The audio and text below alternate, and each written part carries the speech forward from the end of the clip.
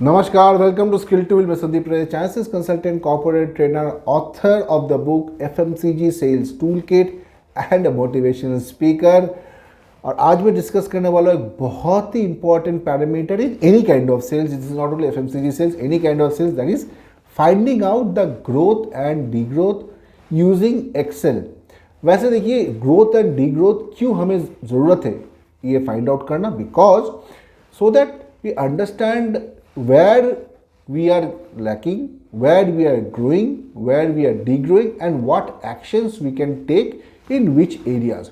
तो इससे हमें थोड़ा डायरेक्शन मिल जाता है कि कहाँ पे हम और बेटर काम कर सकते हैं. So let us get into the Excel and try to find out the growth and degrowth. अब देखो यहाँ पे SKU वाइज सेल आपको दिया गया है for the 2 years, that is October 2022 and October 2023. ये अक्टूबर महीने का 2 साल का डेटा आपके पास दिया गया है.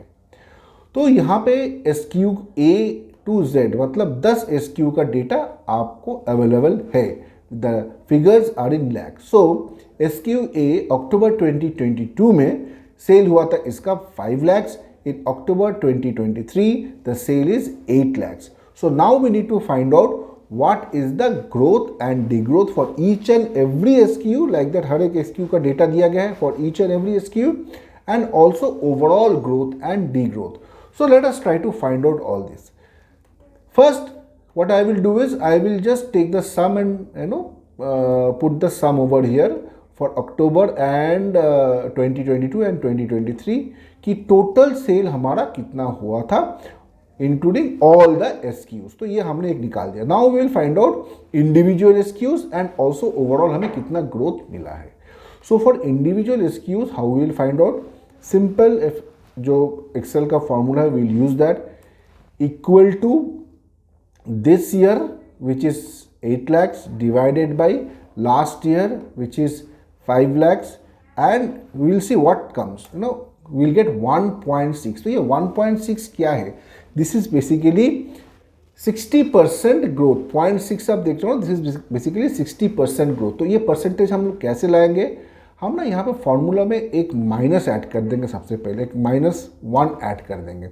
इससे क्या होगा, हमारा 1 निकल गया, करेक्ट. और इसको हम लोग सिलेक्ट करके यहाँ पे एक परसेंटेज साइन ऐड कर देंगे. तो अभी क्या हुआ, हमारा 60% ऐसे आ गया. तो ये फॉर्मूला किया हमने and then we have put the percentage sign.